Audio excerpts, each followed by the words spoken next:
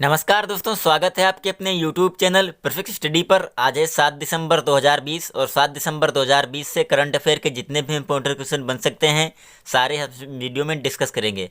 और आज के इस वीडियो की PDF फाइल आप इस वीडियो के डिस्क्रिप्शन लिंक से डाउनलोड कर सकते हैं और PDF आपको हमारे टेलीग्राम चैनल पर मिल जाएगी।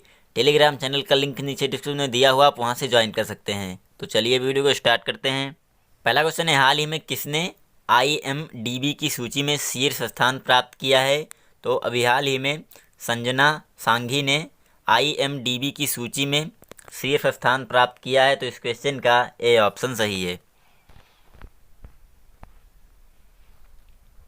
संजना सांघी को 2020 में भारतीय स्ट्रीमिंग कंटेंट में IMDb की ब्रेकआउट सितारों की सूची में शीर्ष स्थान मिला है। और इनके बाद ईशा तलवार, हर्षिता गौर, स्वस्तिका मुखर्जी और आहना कुमारी रहीं। उन्होंने दिल बेचारा में एक प्रमुख भूमिका के साथ शुरुआत की थी, जिसके लिए इन्हें इस सूची में शीर्ष स्थान पर रखा गया है। अगला क्वेश्चन है, हाल ही में किस राज्य के राज्यपाल ने मोबाइल मेडिकल वैन शुरू की है? तो अभी हाल ही में महाराष्ट्र सरकार के राज्यपाल ने मोबाइल मेडिकल वैन शुरू की है। तो इस क्वेश्चन का बी ऑप्शन सही है। महाराष्ट्र के राज्यपाल भगत सिंह कोश्यारी ने राजभवन में आयोजित एक समारोह में मुंबई के लोगों की सेवा के लिए एक मोबाइल मेडिकल वैन समर्पित की। मोबाइल मेडिकल वैन मुंबई के लगभग 20 स्लम क्षेत्रों के लोगों की निःशुल्क स्वास्थ्य जांच, दवाइयां और चश्मा प्रदान करेगी और लोगों की आवश्यक सर्जरी की व्यवस्था भी करेगी। अगला क्वेश्चन है, हाल ही में 2 करोड़ से अधिक कोविड-19 परीक्षण करने वाला पहला राज्य कौन बना है? और अभी हाल ही में उत्तर प्रदेश बना है 2 करोड़ से अधिक कोविड-19 परीक्षण करने वाला पहला राज्य। तो इस क्वेश्चन का ए ऑप्शन सही है।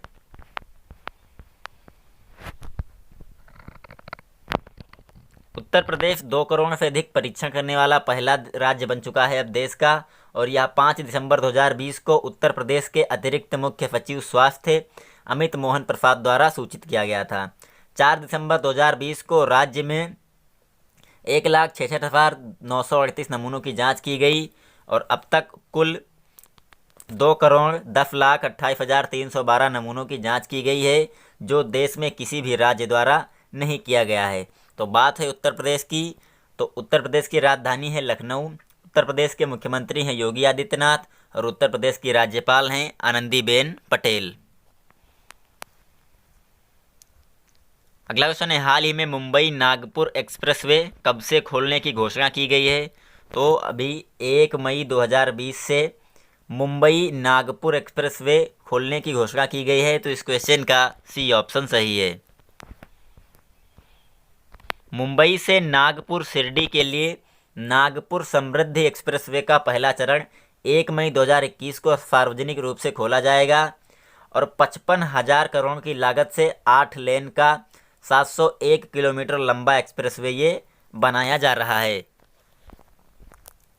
यह 10 जिलों से होकर गुजरेगा और मुंबई और नागपुर के बीच के यात्रा के समय को मौजूदा 18 घंटों से घटाकर 8 घंटे तक करने की उम्मीद है।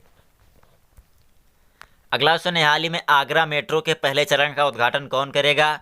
तो अभी हाल ही में प्रधानमंत्री नरेंद्र मोदी आगरा मेट्रो के पहले चरण का उद्घाटन करेंगे। तो इस क्वेश्चन का ए ऑप्शन सही है। प्रधानमंत्री नरेंद्र मोदी 7 दिसंबर 2020 को आगरा मेट्रो रेलवे परियोजना के पहले चरण के निर्माण का उद्घाटन करेंगे और AMRP यानी आगरा मेट्रो रेल परियोजना की कुल लागत है 8,379 करोड़ रुपए और पहले चरण में सिकंदरा ताज ईस्ट गेट कॉरिडोर का निर्माण किया जाएगा। आगरा मेट्रो सार्वजनिक परिवहन के लिए एक पर्यावरण के अनुकूल, आरामदायक और परेशानी मुक्त साधन प्रदान करेगा। अगला क्वेश्चन है, हाल ही में किस सरकार ने इलेक्ट्रिक वाहन फोरम शुरू किया है? तो अभी दिल्ली सरकार ने इलेक्ट्रिक वाहन फोरम शुरू किया है। तो इस क्वेश्चन का सी ऑप्शन सही है। दिल्ली सरकार ने इलेक्ट्रिक वाहन नीति पर चर्चा करने के लिए कई हितधारकों के लिए एक सामान्य मंच EV फोरम लॉन्च करने की घोषणा की है और दिल्ली के ईवी फोरम का फोकस ईवी पॉलिसी के सफल कार्यान्वयन के लिए ईवी पारिस्थितिकी तंत्र में कई हितधारकों की भागीदारी को सक्षम करना होगा। और इस नीति का उद्देश्य दिल्ली में वायु प्रदूषण का मुकाबला करना है और वायु प्रदूषण को कम करना है। अगला क्वेश्चन है, हाल ही में किस राज्य में स्थित कन्हलगांव अभयारण्य को वन्य जीव अभयारण्य घोषित कर दिया गया है? तो अभी हाल ही में महाराष्ट्र राज्य में स्थित कन्हलगांव अभयारण्य को वन्य जीव अभयारण्य घोषित कर दिया गया है। तो इस क्वेश्चन का सी ऑप्शन सही है। महाराष्ट्र के चंद्रपुर जिले में 270 किलोमीटर में फैला कान्हलगांव एक वन्यजीव घोषित होने वाला पहला नवीनतम अभयारण्य है और यह राज्य का 50वां वन्यजीव अभयारण्य होगा। कन्हलगांव बाघों के लिए एक गलियारा है जो तेलंगाना में कवाल बाघ अभयारण्य और छत्तीसगढ़ में इंद्रावती अभयारण्य में जाता है। तो बात है महाराष्ट्र की, तो महाराष्ट्र की राजधानी है मुंबई और महाराष्ट्र के मुख्यमंत्री हैं उद्धव ठाकरे और महाराष्ट्र के राज्यपाल हैं भगत सिंह कोश्यारी। अगला क्वेश्चन है, हाल ही में किसे एशियन ऑफ द ईयर के रूप में नामित किया गया है? तो अभी हाल ही में आदार पूनावाला को एशियन ऑफ द ईयर के रूप में नामित किया गया है। तो इस क्वेश्चन का सी ऑप्शन सही है। सिंगापुर के द स्ट्रेट टाइम्स द्वारा सीरम इंस्टीट्यूट ऑफ इंडिया के सीईओ आदार पूनावाला को 6 लोगों में एशियंस ऑफ द ईयर के रूप में नामित किया गया है। 6 लोग चुने गए थे, जिसमें से सिंगापुर के द स्ट्रेट टाइम्स द्वारा सीरम इंस्टीट्यूट ऑफ इंडिया के सीईओ हैं आदार पूनावाला। इन्हें एशियंस ऑफ द ईयर के रूप में चुना गया है।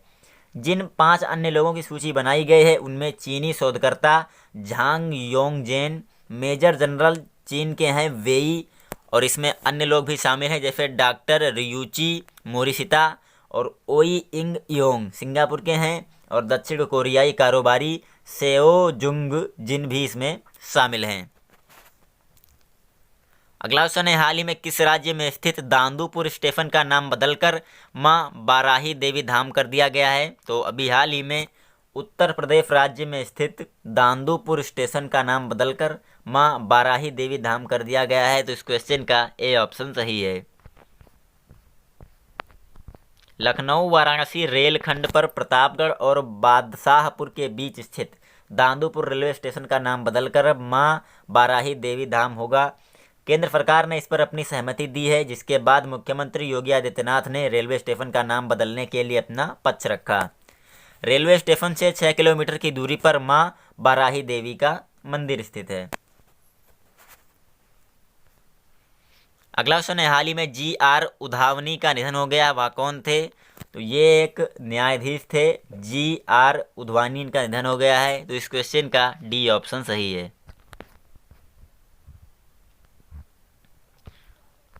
हाल ही में डी.आर. उधावनी का कोविड-19 का निधन हो गया है और ये गुजरात उच्च न्यायालय के न्यायाधीश थे जी.आर. उधावनी। उन्होंने 1987 में अपनी वकालत शुरू की और 2012 में गुजरात उच्च न्यायालय के एक अतिरिक्त न्यायाधीश के रूप में पदोन्नत हुए। इससे पहले वह उच्च न्यायालय में रजिस्ट्रार जनरल भी रह चुके थे। वो नवंबर 2020 में सकारात्मक पाए गए थे और 3 सिटिंग जजों में से एक थे।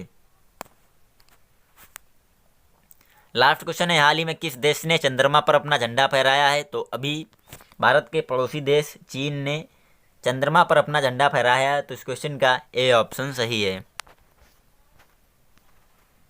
चीन चंद्रमा पर झंडा फहराने वाला दूसरा राष्ट्र गया है और चीनी अंतरिक्ष यान चांग ए5 ने चीनी ध्वज को चंद्रमा की सतह पर लहराया और चांग 5 मिशन को चंद्रमा की उत्पत्ति को समझने और चंद्रमा के नमूनों को वापस लाने के लिए चंद्रमा पर भेजा गया था। 1960 और 1970 के दशक में संयुक्त राज्य अमेरिका और पूर्व सोवियत संघ के बाद चीन चंद्रमा से नमूने प्राप्त करने वाला तीसरा देश होगा, जो कि इसका आयोजन अभी हो रहा है चीन में। तो ये वीडियो पे खत्म होती है। हम उम्मीद करते हैं आपको वीडियो पसंद आई होगी। अगर ये वीडियो आपको पसंद आई हो तो वीडियो को ज़्यादा से ज़्यादा लाइक और शेयर कीजिए। अगर आप चैनल पर नए हैं तो चैनल को सब्सक्राइब कर लीजिए और बेल आइकन दबाना ना भूलें। Thanks for watching.